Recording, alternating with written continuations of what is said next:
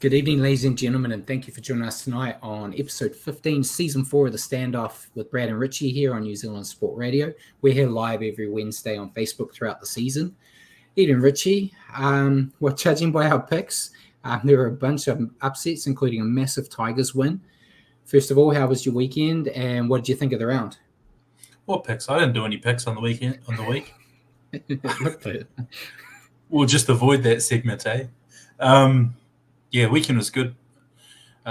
Was scratching around trying to figure out what to do with myself without a Warriors game. It was a bit weird, but the rest of the games were quite entertaining, I thought. How about you? Yeah, a bit same. I had to work in the weekend, which kind of helped. But yeah, not having a Warriors game was a bit of a weird feeling. But yeah, some entertaining games. And we'll talk about it later, but the show got cancelled about 4 times during the Dragons game. But they got a good win, well done, but they got put to the bottom of the ladder, which brought the show back. So that's always good. And yeah, while we're here live Wednesday at 8 p.m., you can also catch our show at your convenience on iHeartRadio, Spotify, all those places. Just remember to search for New Zealand Sport Radio. As always, we're going to cover everything you need to know in the week that was rugby league, including our top stories of the week, a review of round 12, and an update on our tips or lack thereof. We'll then stop and answer some questions from you guys, as well as questions we've got for each other. We'll then preview round 13 and make our picks before ending the night with a quick recap of Super League. So remember to send us questions and comments throughout the show, and we'll do our best to answer them. But we may as well jump straight in, Richie. Yep. All right, first bit of news. Shaun Johnson came out and it was announced that he rejected the Tigers' offer, citing that he had no desire to move his family back across the ditch. Kind of no surprise. That's kind of what we were saying, but what was your take on the news? Yep, zero surprises. Have been talking with people on Facebook back and forth about this until that was made news that, I didn't think he was going to pick up his family and leave again after they've just settled back in. And sure enough, that's the case. So now it's just waiting for a contract to land on his desk and him to put pen to paper. Yeah, and I know there was an interview with Andrew Webster today where he said if Shaun wants to play next year, there will be a spot for him. So it kind of puts all that, are they going to run out of room for another half story, which kind of segues into our next bit of news. But I like that he came out and said no now instead of it dragging on and us talking about it every week on, is he going to be a Tiger? Is he going to the Bulldogs? Is he going somewhere? We know that if he is going to be playing next year, it will be for the Warriors and no one else. But yeah, hopefully we get to talk about him signing sometime soon. Moving on to the next bit, Chanel Harris-Tavita. He took a year off to find himself, and now he's coming back to the club. Very happy. I know your question later on relates to what he's going to do, but what's your take on it? I'm happy too. It caught me by surprise. Definitely wasn't something I was expecting, nor had I heard any rumors of it. So, pleasant surprise. I think I'm just trying to figure out where Webby will want to use him, but for our depth, I'm happy anyway. I think it's cool. Yeah, I'm happy too. The facetious part of me came out. It was like, Roger and Chanel see the Warriors doing well and they want to come back. But no, very happy to see both of them coming back. And yeah, it's going to just be interesting to see how they fit all the jigsaw pieces together. But yeah, that's next year. Again, a bit like the Roger situation, we can address it now, but we can't talk about it every week because it's months away. And see, Rue's here and he said Chanel depth utility signing surely. It's kind of what I'm leaning towards, but yeah, I know Richard's questions about that, so I'm going to hold off. Deep dive in the questions.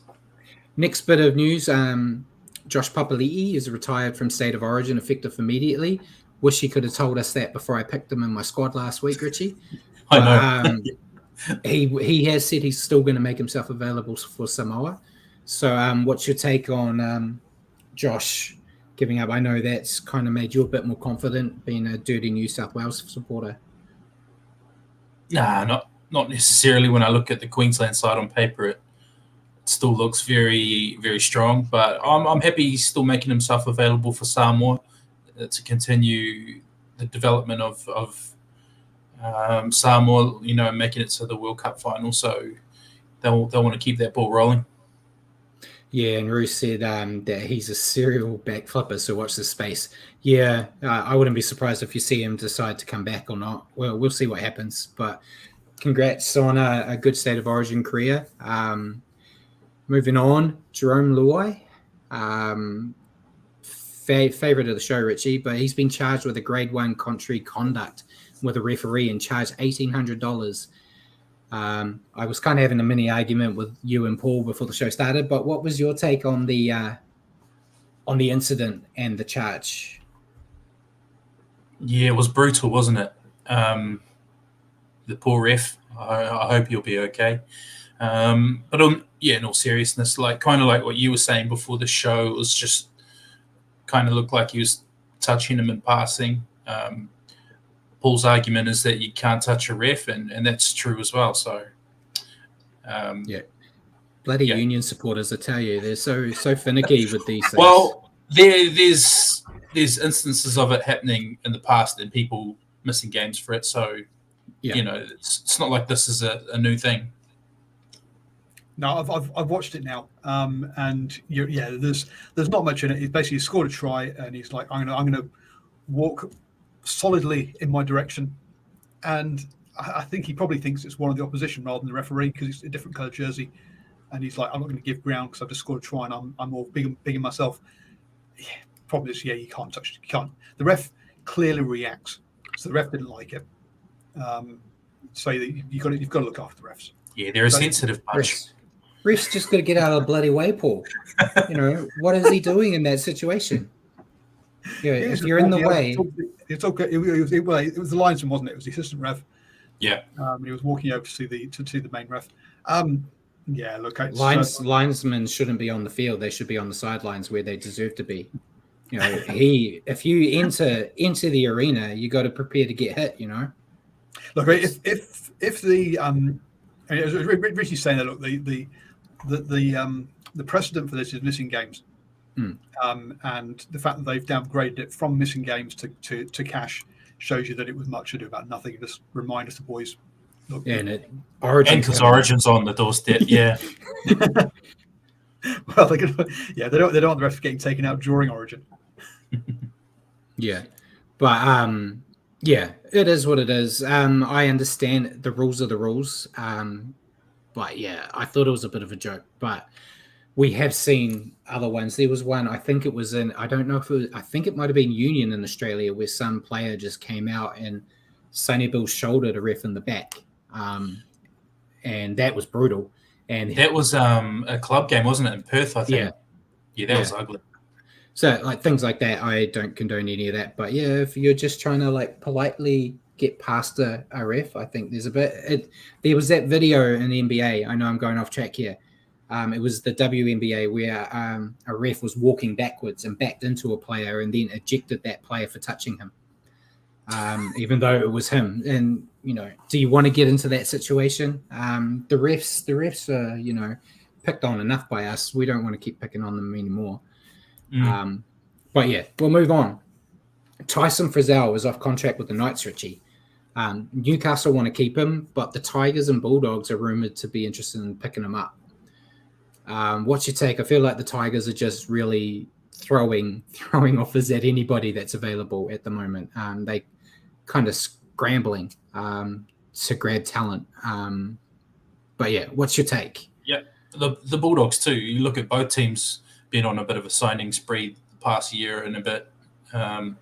Both are looking to get themselves out of bottom four territory, and yeah, I think the Tigers forward pack's already looks quite good, to be fair. I know the results started off terribly at the start of this year, but it looks like they're starting to turn around. And mean, the Dogs squad looks good on paper until they pick up a bunch of injuries like they have this year. So, Yeah.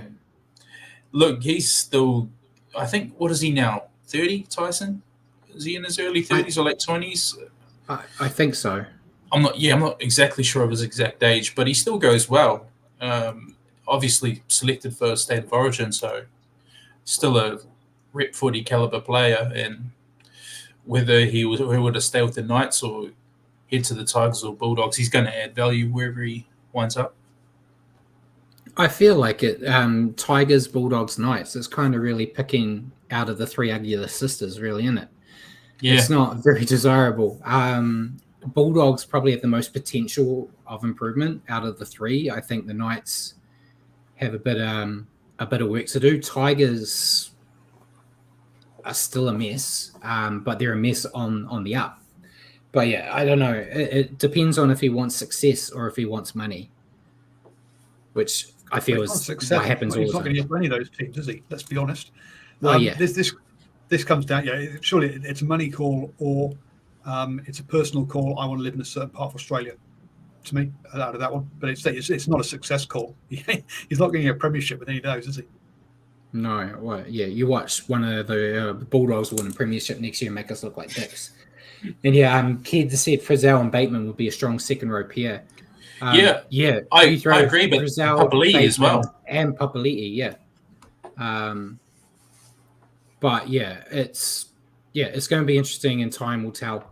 And then next bit of news before we go on to Origin, straight after this show tonight, we've got a show at Ruin Hammer, talking about our top 10 iconic Warriors victories. We'll see. It's meant to start at 9:30 New Zealand time. We'll see if that actually happens, depending on how much we waffle. But we'll do our best to be concise, as Richard's been reminding me all day. But yeah, should be a good show. So we'll move straight on. Thanks, Paul. We'll move straight on. State of Origin squads have been announced, Richie. Yeah. We've got a nice little pretty picture I put together. I'll read out the Maroons and you go with New South Wales, right? Go on. We got Reece Walsh, Selwyn Cobbo, Valentine Holmes, Hamiso Tabo, Fido, the Hammer, Murray Tulangi, Cameron Munster, Dale Cherry Evans, Thomas Fletcher, Ben Hunt, Lindsay Collins, Tom Gilbert, David Fafita, Patrick Carrigan, Harry Grant, Big Tino, Ruben Cotter, Jai Arrow, Tom Dearden, and Christian Welch. That's light work, that team. Yeah. Here's the mighty New South Wales Blues. James Tedesco, Brian To'o, Latrell Mitchell, Tom Trebojevic, Josh Adokar, Jerome Luai, Nathan Cleary, Tavita Pangai Jr., Api Coruscant, Payne Haas, Tyson Frizzell, Hudson Young, Isaiah Yeo, Junior Polo, Cam Murray, Liam Martin, Nico Hines, Stephen Crichton, and Stefano Utukamano. How good is that team? My team, mate. I don't know. Are they even going to bother flying out to Adelaide with that team? Any surprises for you? For me, I was just telling you earlier, Tavita Pangai Jr. caught me a bit by surprise, and I think it could go one of two ways. He could iron out a few blokes and set the tone, or might be brain snap city, and there'll be egg on Freddie Fittler's face. It screams desperation by Freddie Fittler, as you'd expect. Not too many surprises for me. I mainly look at Queensland, being a Queensland supporter. Yeah, it's kind of the team. I think really the only thing you were wondering was it going to be Reece Walsh or Ponga? I think they made the right call here, based on form. Ponga, as I said in our chat with Ruin Hammer during the week, Ponga can't even count to 5. So and Hammer's just mentioned Capewell. Capewell's the only player I thought was going to get picked. I had him from a Warriors point of view. I hoped he would. Yeah, I had him earmarked as one of those Broncos players that we wouldn't see this week against the Warriors. But yeah, should be a good clash. Gagai missing out was a bit of a surprise for me too. I thought he might get picked on reputation alone. He hasn't been going too bad, but in the Origin arena, he always tends to go to another level. And the Hammer's awesome, but he's been playing fullback. So, but I'm sure he'll do well. Yeah, should be a great clash. We'll see what happens.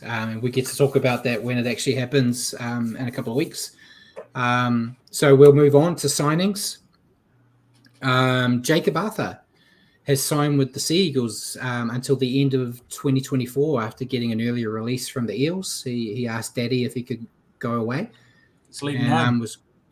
Interesting. Kind of feel like Arthur might be kind of behind Johns and Schuster at Manly. But what's your take on Arthur moving to Manly? I think for him it would be good to get away from. He always gets a lot of crap, I find, from Para supporters in particular. Being Daddy's little boy kind of thing. Maybe they feel like he's not selected on merit, but kind of through family ties. So if he can go to Manly and be a depth signing there, like you say, they've got Schuster and Johns and Cherry Evans, but you're only an injury or two away, aren't you? Yeah. It'd be interesting to see how it goes. I think he's got talent. So, and Jacko said that Seabolt said Arthur may be a second rower. And see, I would rather put Schuster at second row myself, but I'm not a coach, and but neither Seabolt really. So we'll move on. Continuing with the Eels, though, the Eels have actually signed Joe Ofahengaue until at least the end of this season. But the Tigers granted him an early release, despite the Tigers chairman actually saying on radio the same day that he was not released. And it was the same day, Richie, that the Eels named Ofahengaue in their starting lineup.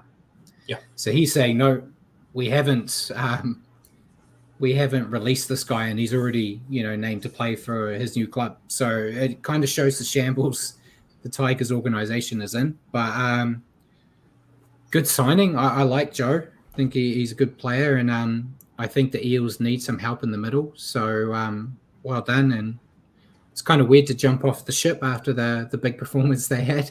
But what do you think?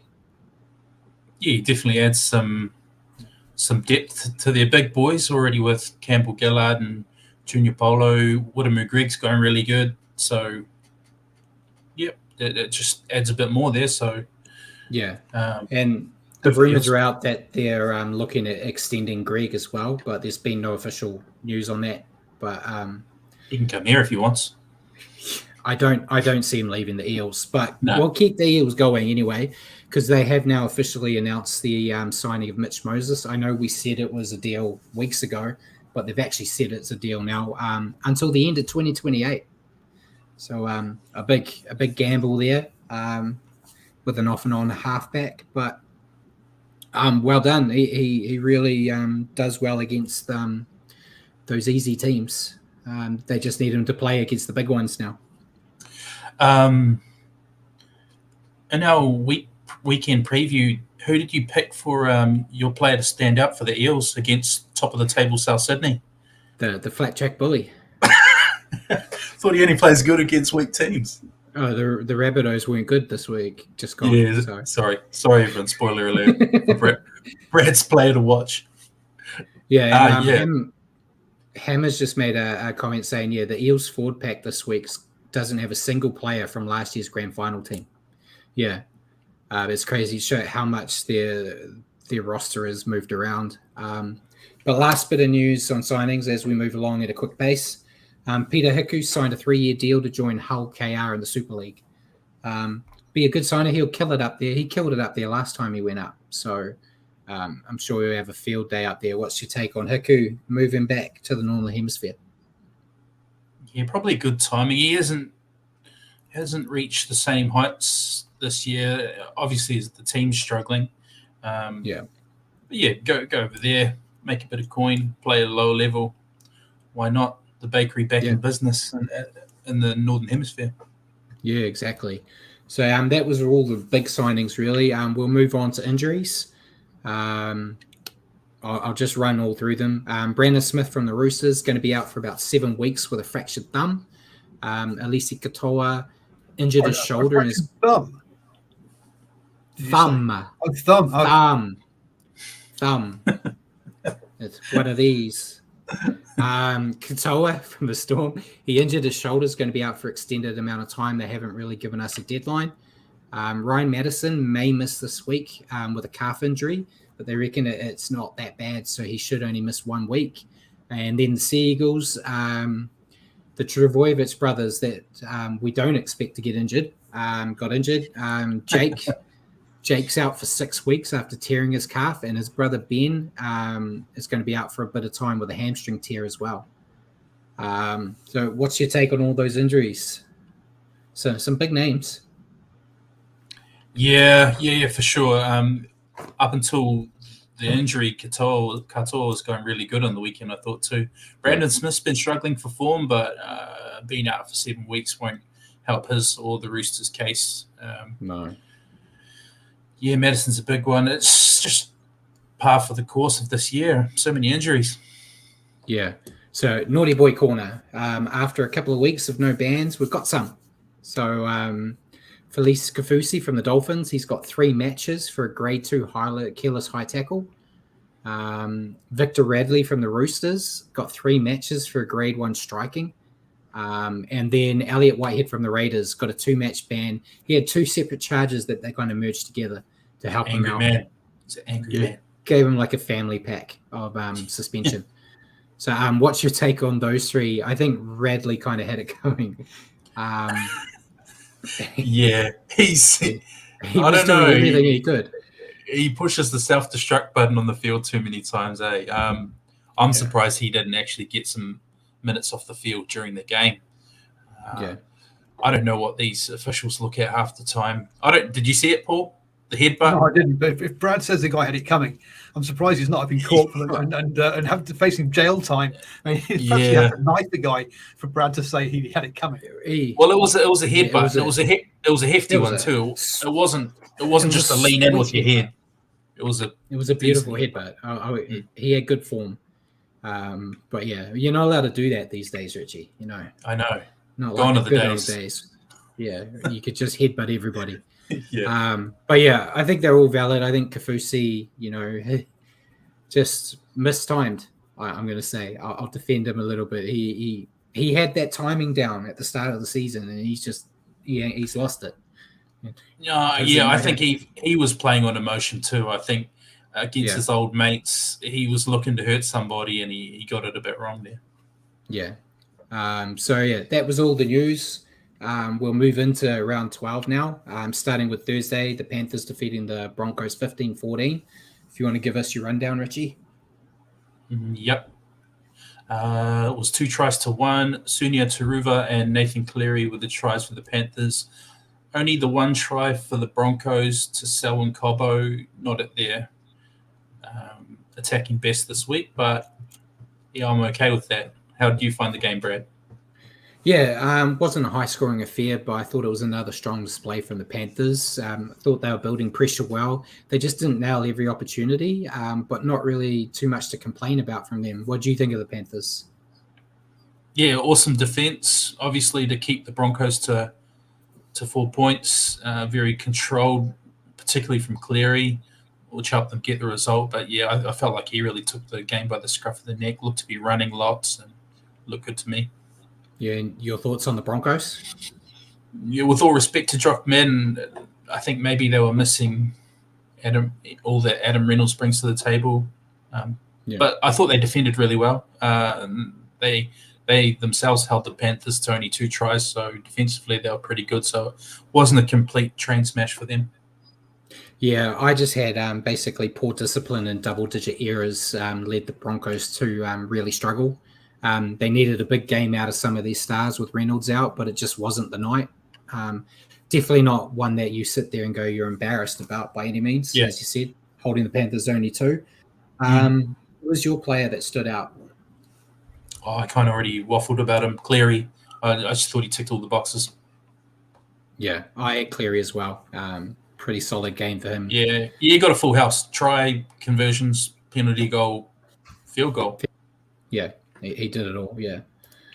So next game that almost destroyed the show, Richie. Dragons defeating the Roosters 24-22. Yeah, you'd hate to have been a supporter of one of these two teams during that game. It was four tries each. For the Dragons, Moses Sully, Ben Hunt, Jaden Sewer, and Matthew Feagai. 4 tries for the Roosters. Tedesco with 2, Carey with 2. It was just goal kicking the difference. Zach Lomax with 3 conversions and a penalty goal.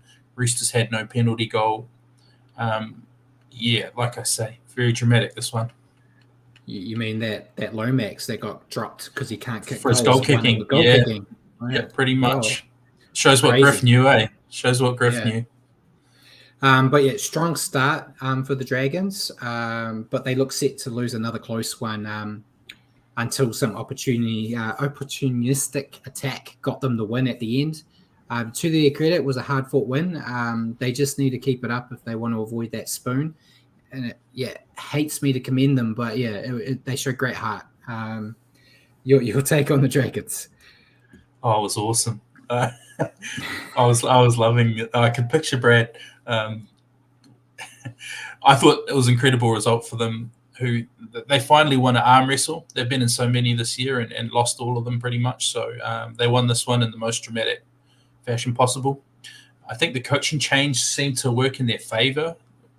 I thought their team selection looked far better this week. People like Lomax coming back on board, being played on his preferred side. They looked way better this week. Yeah, and your take on the Roosters, your predicted premiers. Yeah, you didn't need to point that out, but it's worrying signs for them. A terrible first half. Tedesco finally showed us some good form. He's been a bit quiet this year, but in the second half he came to play and looked better in the second half. But the team as a whole look a team short on ideas. Hey, I know I picked them as premiers, but I'm enjoying this as much as anybody. I'm loving seeing them fail.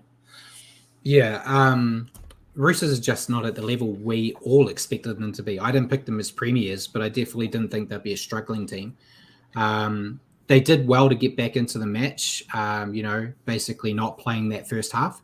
But this is a match that they should never have struggled in. This should have been an easy 2 points for them, but they're not playing as a unit. It's probably as best as you can say it, and it's showing with the results. But who was your player? Yeah, I put Zach Lomax, actually. There's probably others that played better, but I thought he defensively was really solid, no misses. His goal kicking won the game, and I think he just showed that he probably was a scapegoat and got dropped to send a message when he probably shouldn't have got dropped. Yeah, I was tempted to go with Lomax, but I kind of thought you would, so I went with Ben Hunt. Just Ben Hunt, I still think, is the head and shoulders above everyone else in that team in terms of talent, and he just does well. It was great to see him get a try. Solid performance from Hunt, and it'll be interesting to see how they go if he decides to leave. Yeah. But next game on Friday, we had the Eels defeating the Rabbitohs 36-16. Yep, and it was 6 tries to 3 for the Eels. Sean Russell, Bailey Simonson got 2, Bryce Cartwright, Dylan Brown, and Will Penasini. 3 tries for the Rabbitohs. Alex Johnston grabbing 2, and Campbell Graham grabbing the 3rd. Yeah, Eels still one of the hardest teams for us to pick, They did look good here, and they showed spark with the ball in hand, made some good defensive reads. More efforts like this, and they'll climb up the ladder. That's all I really have to say about them. But what did you take on the Eels? Yeah, the Tippers' nightmares. They strike again.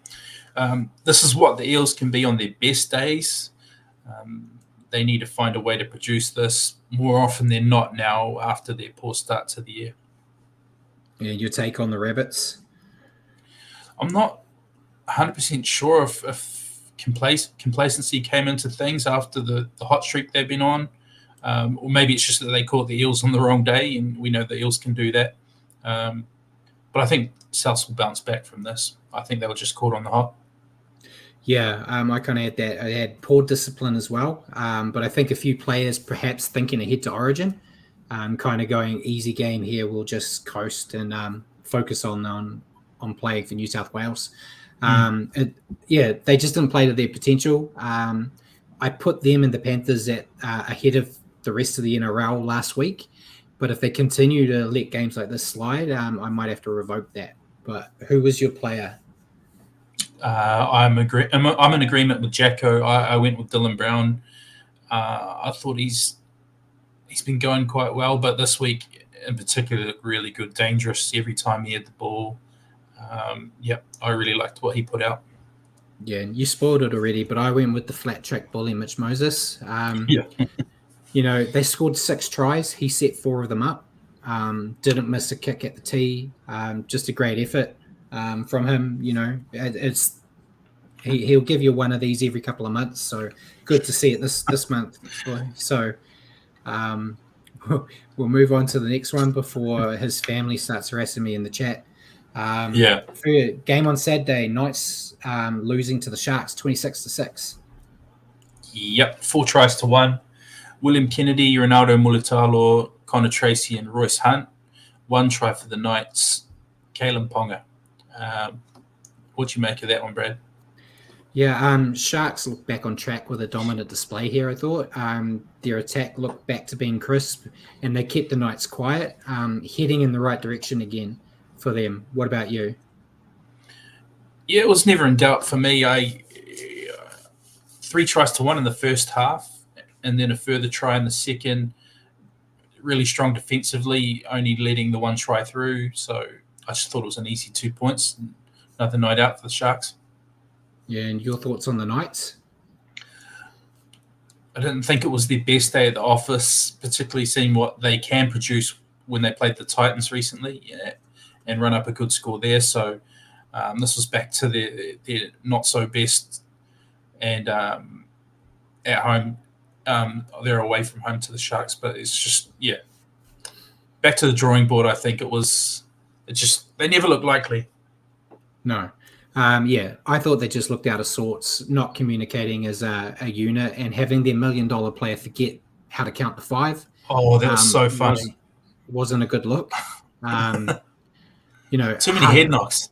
Too many head knocks. Yeah, it didn't look good. It was amateurish there. It happens, I guess, but you don't really want the guy that you're paying all your salary cap to make mistakes like that. The funniest part about it was he was given his dummy half a spray at the same time, and then he just forgot what tackle he was on. It's like, give yourself a spray. He got up and went home.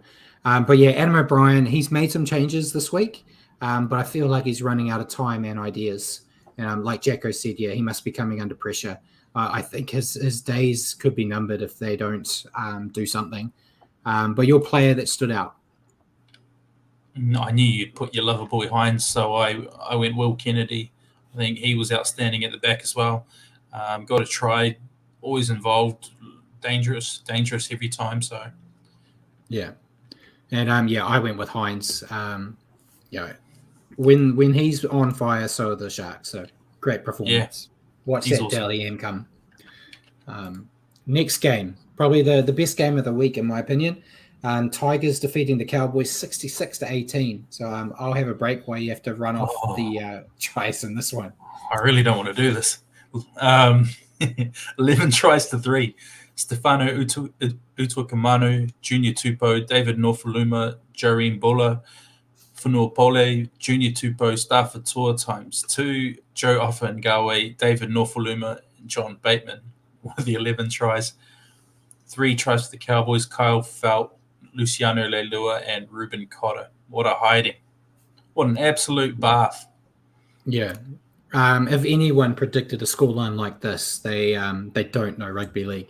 This should never have happened, but I'm bloody glad that it did. It was an amazing effort from the Tigers. They started early, and they just never looked like stopping. They looked, head and shoulders above the Cowboys. Attack was on point against paper-thin defense, and they refused to be dragged into a slog. You know how sometimes one team's better than the other, and you kind of get dragged down to the worst team's level. Love to see it, and hopefully there's more wins in their future to keep them above that wooden spoon area. But what was your take on the Tigers? It was an amazing effort from the Tigers. At 24-6 at halftime, I thought that was scarcely believable, but it only got better for them in the second half, where they were almost scoring at will. I thought it was a really great way to celebrate Luke Brooks' 200th game as well. Give him a shout there. Yeah, and like Jacko said, Sheens gave the bunker a spray after the game.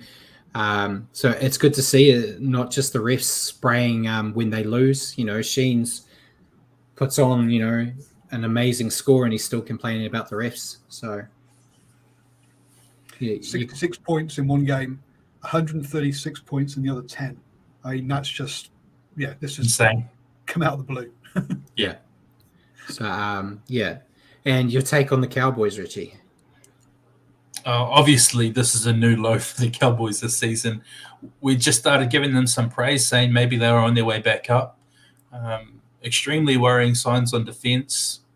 Val Holmes will want to forget the absolute bath that he got from Stafford tour. He just couldn't contain him. Yeah, dark days for the Cowboys. I don't know what happened here. They just didn't show up. They had more than enough talent and a good coach, so I don't know why they've fallen from grace. I know Mikey mentioned Leilua was good. Yeah, I thought he was good, after having been out for so long. Thought he kind of came back and hit the ground running, but yeah, it's not a good look from the Cowboys here. Your player to stand out. I think we're going the same way here, but Stafford tour. Yeah. Very hard to ignore what he produced. I can't seem to remember too many people getting the best of Val to that extent. That right-hand side for the Tigers had a field day. Yeah, I went with Stafford as well. I thought he's been good the last couple of weeks, but yeah, this was really his statement game, I guess you could say. He just had fantastic performance. Congrats, and we'll talk about it in the ladder later, but this made me a very happy man, this performance. So we'll go on to the next game. Storm defeating the Dolphins 24-16. Yep, 4-3 for the Storm. Will Warbrick, Cameron Munster, Ali Katoa, Remus Smith. 3 tries for the Dolphins. Jermaine Asako with 2 and Cody Nikarima grabbing the 3rd. Yeah, so I thought this was a solid effort from the Storm. They've been very patchy this year, but I thought this was a hard-earned win with some nice solo performances. It's taking time, but I think the Storm side is still one of the top dogs in the NRL. What was your take on the Storm? Yeah, I thought they were very dominant in the first half, going into the sheds, leading 24-6. For whatever reason, no further points in the second half. But thankfully for the Storm, they did enough damage in the first half to get the job done. Yeah. And your thought on the Dolphins? Just thought that it was a good second half effort from them. They've shown time and again this year, even if they lose, they never lie down and take defeat without a fight. So it was much of the same here. Yeah, I got that too. I've got Dolphins showed hard again, attempting another comeback victory, but left their run a little late. I thought they played well and were just beaten by a better side. If Kafusi didn't get sent to the bin in the first minute, maybe they would have started better and we'd be talking about a Finns win. But who was your player?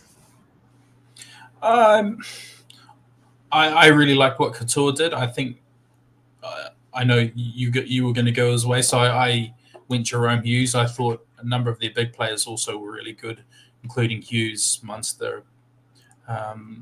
Their spine always goes really well, but Jerome Hughes had some nice touches, so I went his way. Yeah, I went with Katoa. I thought it was a great game from him. He kind of needed it after his faux pas the other week. Yeah. But yeah, I thought he was really dominating out on his edge. And then unfortunately got injured. I think he would have gone up another level if he stayed on. But yeah, great effort. And we kind of all predicted a bit of growth in him as a player when he left the Warriors. And I think we are seeing that this year. But yeah, fantastic for him to be doing well. First game on Sunday, Titans losing to the Bulldogs 20-18. Yes, and it was 4-3 for the Bulldogs. Jake Averillo, Josh Adokar, Jacob Carraz, and Jaden Ockenbaugh with the game winner. 3 tries for the Titans, David Fafita, Joe Stimson, and Philip Sammy. Yeah, less than stellar first half, but the Bulldogs showed fight and had some nice attacking structure to get back into the match. And then the cool heads to nail the win in the final stages. They're still a work in progress, but I think at least they're going to compete. But your take on the doggies? I thought it was a fantastic second half fight back from them. They outscored the Titans 4-1 in the second half. I'm just really happy for the Dogs. They've been pretty luckless this year with injuries and that kind of stuff. So, yeah, I'm really happy they were able to close out the game. Yeah, and your take on the Titans? I'll sum it up really briefly. Very stereotypical Titans performance. Yeah, okay. I'll elaborate a bit more. I've done the same, but I've elaborated. So, yeah, they faded again. They started strong, died in the second half. So I think we can add a lack of mental toughness to the negative traits they have this year, alongside the poor defense, which we saw again. The game isn't all about scoring tries, and until they learn that, the Titans are going to be sitting comfortably outside the 8. Your player? I went Matty Burton, 3 try assists, line break, a couple of offloads, multiple tackle busts. So I thought he had a strong one. Yeah, I went with Tavita Pangai Jr. Thought he was really dominant out there. We talked before the show. It was probably one of the best games he's played in a while, but there were still 2 or 3 moments in there where he did something really stupid, which you're always going to get with him. But in this game, the good outweighed the bad. And I thought it was, a great performance from him and made his call to Origin a bit more understandable if he can play like that. So that takes us to the last game of the round. Manly defeating the Raiders 42-14. Yep, last year's Brad would have been very happy with this game. He was a Manly lover last year, if you'll remember. 8 tries to 2. Tommy Turbo grabbed 2. He came back well this weekend. Brad Parker, he got 3. Excuse me, Tommy got 3. Brad Parker, Ruben Garrick, Josh Schuster, Jason Saab, and Ben Condon were the try scorers for Manly. 2 tries for the Raiders. Elliot Whitehead and Mariota will grab the other one. Apologies, Simon, this probably wasn't great viewing for you. Yeah, so my thoughts on Manly. Seagulls pulled a rabbit out of their hat here with a massive performance that we didn't see coming. We've demanded more effort from their stars, Richie, and we saw it here, I thought. It may be the shot in the arm this club needs to get their season back on track. We just have to see if they can do this without some of the, 2 Travojeviches out of 3 are injured now. We've got Origin coming up. Can they build on this performance or not? But what was your take on Manly? Kind of out of the blue, we saw the best version of Manly and the best from Turbo that we've seen so far this year as well. When he's on form, they're a completely different animal when he's on form. So I've given him a bit of rubbish the past couple of weeks because he just hasn't looked himself, and then he's come out here and got a hat trick. So credit to him, just in time for Origin. Yeah, and your take on the Raiders? I didn't see it coming. They've been on a good winning streak. They normally play really well at home, so not the best result in front of their home crowd. No, yeah, I see. The Raiders, I thought they did battle, but they just weren't allowed into the contest. They struggled to do much with the limited chances they had. Hard to lose this big at home, but nothing was stopping Manly here. Yeah. Your player? Tommy Turbo, 3rd week in a row. This time for a positive reason, not a negative. Yeah. Yeah, I went with Turbo as well. It was a wind back to when he was at his best. I'm not sure if it's a one-off or if it means he's back or not, but hopefully, I'm a big fan of Tommy when he's not wearing a blue jersey. So, yeah, hopefully it's signs of things to come. But that was the round. Easy. And I see Jacko's throwing hate Simon's way for being a Raiders fan. Come on, Jacko. So we'll bring up which one you want to do, the ladder. All right. You do top 8 this week because I did it last week. Did you? Okay, I'll do it then. Penrith in first now. They've gone up to first. The Rabbitohs now dropped to second. Cronulla are in third. The Broncos have dropped down to fourth. Melbourne sitting in fifth. all of those 5 teams are on 16 points, so only points differential, putting those 5 teams in order. The Dolphins come in at 6th, the Warriors at 7th, and the Raiders round out the top 8. Yep. And then the rubbish teams, we've got Manly at 9th, the Titans at 10th, Roosters at 11th, Knights 12th, Eels 13th, Cowboys 14th, Bulldogs 15th. Tigers have gone up to 16th, Richie, which means that the mighty Dragons are dead last. It's the best thing that's ever happened. You're loving that, aren't you? I am. It's what I predicted, and it's hopefully it stays that way. But in all seriousness, this ladder is still super tight. Like you said, the first 5 teams all on the same amount of points, and then 6 to 8 all on 14, and then 9th place only 1 point behind. So, a couple of wins here or there, and it all jumbles up. So it's exciting. As long as the Warriors keep playing well, they can stay in the hunt. But it is one of those things where a few losses get lumped together and you find yourself quickly out. Yeah. So, yeah, interesting. And then do you want to go to the picks there, Paul? We don't really have to. But, yeah, so not a great week. Simon got 3 out of 8 and is still leading the comp, 61 out of 96. I won the week with 4 out of 8, which, 50% isn't great. And I'm 55 out of 96. And then Richie, 3 out of 8 at 54.96. So we've actually got a break between us now, Richie. The game you two got wrong was the Bulldogs-Titans game. Because you're idiots. You don't know what you're talking about. And then, as Paul shows, our multi that we did, it was not a good week. It was, diabolical. Paul. The multi wasn't even at 50%. Yeah. You're just throwing my money away, aren't you guys? Gee. Yeah. Nothing. Love gambling someone else's money. I feel no shame getting it wrong. But yeah, so that's our picks. Hopefully we're a bit more on the ball this week, Richie. There's less games to pick, so it should be a bit easier. Hopefully. Should be. So we'll go to questions. Were there any questions from anyone, Paul? Or not in the chat, actually. But one from me, though. We're now just about halfway through, or nearly halfway through the season. We've played, some of the teams have played 12 games. It's a 14-game season, so we're nearly halfway. One of the things we've been talking about in previous seasons is where is the cutoff of teams that can make the top 8? Are we at that stage yet that you can actually put a cutoff in where you think these teams are done? Or where do you think that cutoff is? I don't think we're not there yet. Yeah. I'd say Tigers and Dragons are the only ones you can effectively rule out completely. It's just so tight this year. Yeah. There's you look at the Cowboy, the Bulldogs are on 10 points. That's only 2 wins behind the Warriors right now.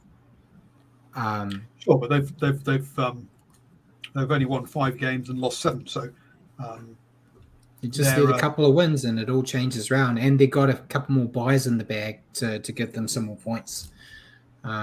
It's hard to say. There's some teams in that bottom line that could make a run, but same token, they could also fall apart. It's still really hard to tell. I think we need to wait until there's a bit more of a dominant space. Okay, so the cutoff at the moment is 16th. So 16th and 17th, just those 2 teams you're saying will not be in the top 8. And that's just based on my hatred for the Dragons, and I don't see the Tigers going on a run. So. Yeah. But cool. And Jacko said bottom 4 is probably done, but still some slight hope. Yeah, I think like Cowboys, Bulldogs, if they sort their crap out, they might do something. But they've got to do it now. They can't be, hoping for an improved form in like a month. It needs to be now. Yeah, I'm looking at over on the Aussies or the NRL's official table, and they've got the odds here for grand finals champions. And you've got the Cowboys at $126. The Knights, $151. But amazingly, the Roosters, $20 to win the grand final still. And the Eels, $23. Whereas you've got the Warriors, $51, Dolphins, $41, who are in the top 8. So those 2 teams. Lock it in, Those two Paul. teams, Warriors. the Roosters and the Eels, clearly the bet make the bookies think are still obviously with a chance of making that top 8 realistically as well. Lock it in. Warriors Doggies final. Battle of the coaches. Put your money on it, Paul. I got buy it. Okay, so that if that was all the questions, we'll go into ours, Richie. Yeah. Go with yours first. Where do you see Chanel Harris-Tavita fitting into our lineup next year? And do you expect him to thrive in the new Warriors environment? See, Jacko doesn't get my humor. Come on, Jacko. Where do I see him fitting? I'm really not sure. I think at the moment, utility. It all depends on how the dominoes fall.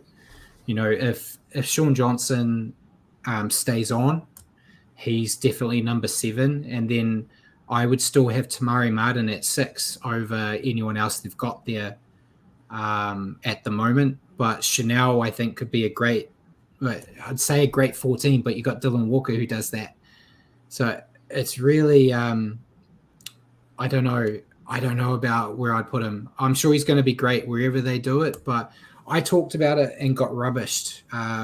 Talk about it.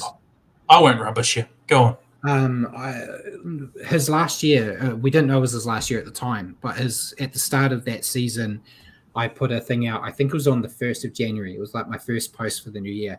I said to make him a lock. I thought a ball-playing lock would suit him, put a little bit of beef on his bones, and I thought that was a way to keep him in the team when he wasn't really getting a good shot in the halves. I could still see that potentially.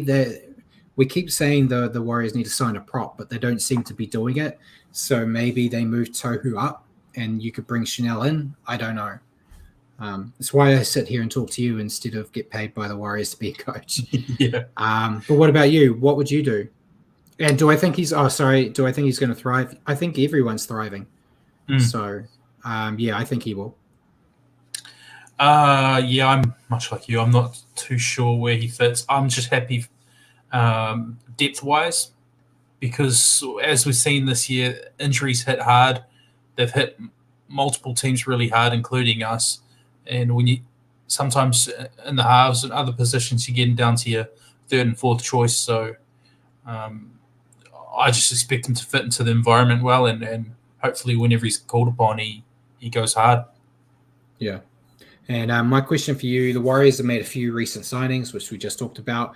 And while we're still waiting on the news on SJ, what player or position would you like the Warriors to sign now? You talked about maybe needing a prop or moving Tohu to prop. I would quite like to fill a prop role so we don't have to move Tohu. I love Tohu doing what he does at lock. I am still available. Yeah, I'm available and I'm cheap. So we'll get Webby to give you a ring. But yeah, if anybody, a prop of some description, I joked around about Watermoo Greg earlier. We know that's not likely, but a pipe dream, something like that, a meter eater, a big bopper that'll bend the line, so to speak. But at the same time, I'm quite content with what we've got now, with a couple of additions, Roger and Chanel on top of that. I really like the pathways we're putting in place, so I really wouldn't mind sitting back with what we got now and just further developing the youngsters coming through. Our New South Wales Cup's going really well. Keep bringing up these guys like Sifakula. Yeah, I'd be happy enough with that. Yeah, Jacko's kind of got my thoughts. I think they need another experienced front rower. They're doing well now, but as he says, if Adam Fanua-Blake goes down, the hole's huge. If Fanua-Blake, that's a massive loss. So to have another player in there, who that is, I don't know. When I heard the news about Joe Ofahengawi, I would have liked him. He's not that experienced front rower, but I think he's a capable player. But there's not a lot of big ones that are out there at the moment. That's just what I was going to say. While I agree, it'd be good to get an experienced front rower, particularly a good one. It's who is out there and who would be willing to come here. Yeah. I'd be more. That's why I'm more leaning on our development of the people coming up rather than hoping to get somebody decent. Yeah. I was hoping that it would have been great if Kepu didn't get injured this year, so we could have had a whole year of New South Wales Cup to be ready to be brought up next year. But it is what it is. So that was the questions. So we may as well go into round 13, starting with our little breakdown of the Warriors game. So I'll let you read off the Warriors lineup. Yep, it is Chance at fullback, Dylan Martinez-Lesniak and Marcelo Montoya on the wings, Rocco Berry and Adam Pompey centres. Luke Metcalf is in for a Warriors debut at standoff.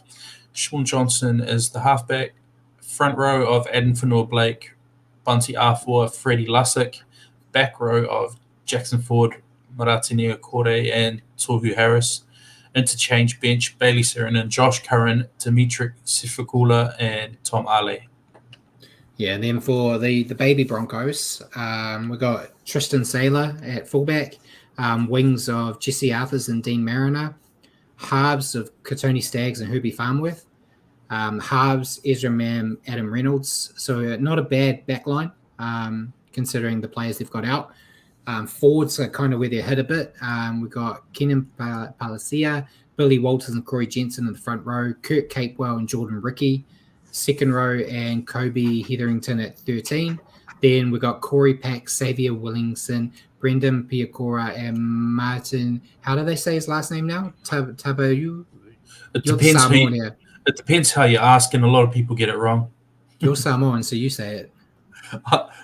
Just go with the classic old school Marty Tapau. Marty Tapau. I apologize. I always get his last name pronunciation wrong now. So. It depends who you ask, mate. I am learning. I'm trying. Yeah. But yeah, it's still a good team, the Broncos. I think they're missing a lot of outs, though. I think I've picked the Warriors in this game. I think that game in Napier is going to be crazy. We're both going, which will be great. It's a sellout there, but I just don't think without Carrigan and Haas in the middle, I think they're going to struggle. But I don't know. What about you? I hope they're going to struggle.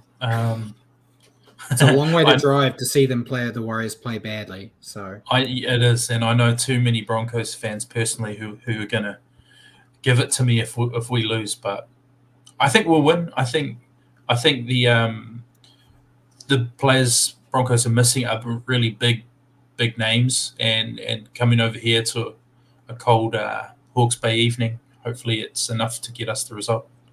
And we're undefeated as Warriors whenever I have to do a massive drive to go to a game. So I like those odds. Yeah. And so you're going Warriors then, Richie? Yes. Yeah. And Simon/Paul? Yeah, also going Warriors. I think this is it can be a really good thing for them down there. Obviously had a really shit time recently with all the weather and stuff. Yeah. So hopefully this becomes a bit of a party for that and gives people a bit to take their mind off things, because let's be honest, folks, it's not back to normal down there by any stretch of the imagination. There's still a lot going on. So great to see that they managed to still put on the game and take the game down to them. And so obviously been a shit time down there. Yeah. And before we move on, I'm just going on the old Facebook. So got to check my messages and stuff. There's Warriors Anonymous, another show that Paul loves us plugging on our show. They're arranging like a fan get together before the game in Napier. It's at the Station Bar and Bistro. I think they've said between 4 and 6:30. It's at 154 Station Street Road. So if you're going to the game in Napier and you want to catch up with Warriors Anonymous guys, I think Warriorholic's going as well. Me and Richie will be there because there's alcohol there. Drink responsibly. Drink responsibly. I'm driving home that night, I think. So yes. So you're driving back to Auckland after the game, straight after the game? No, I'm driving back to Morrinsville to visit my mother. So it's only like a 4-hour drive from Napier. It's not too bad. So are you all the sort of podcasters getting together and doing a live pod in the bar? No, I don't think so. Go on, I Brad. don't know. And Do it. I don't just join anybody, or it has to be a special caliber to have me on the show. Brad's in demand. They can contact my agent, and we'll see if we can get it working. But yeah, if you're down there, it sounds like it'd be a good thing to go to. I'm really looking forward to it. Should be a great game. I know it's a sellout, and as Paul said, they've had a lot of struggles. So hopefully, when you're down there, spend some money, help them out, and I don't know. We may as well move on to the rest of the round because I'm waffling. Okay, so it's a short round with a lot of teams getting buys, but first game we got Dolphins Dragons. I've gone with the Dolphins because they're playing the Dragons. Yeah. I'm with you. I'm going Dolphins. I'm not going to catch Simon, Paul, so I may as well just pick against the Dragons for the rest of the year.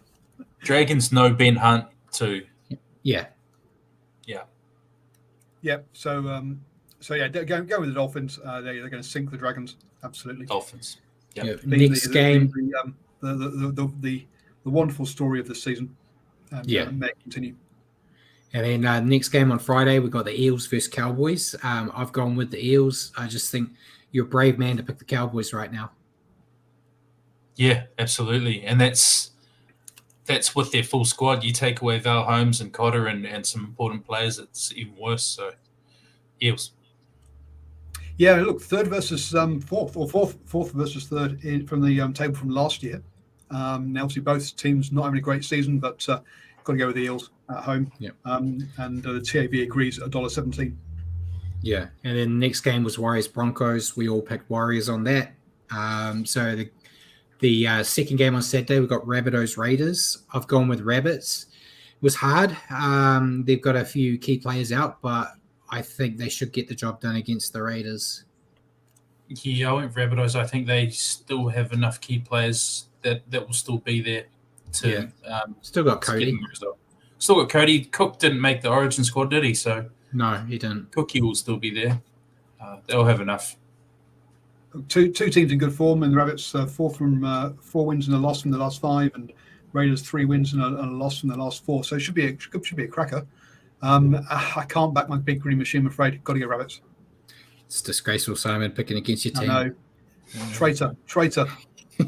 And then the last game, we've got Knights Seagulls. I've gone with the Knights. I think Seagulls, they've lost some sting out of their team due to Origin, and Knights moving Ponga back to fullback where he should have always been. I think they'll do it, and it's always hard in Newcastle. So go home team advantage. Yeah, what you said.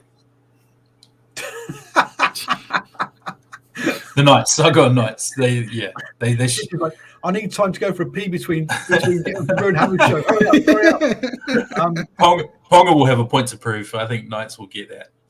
Yeah. Yeah, and we're all going for the same teams this week. Yeah. Also going for the Knights, which considering good multi.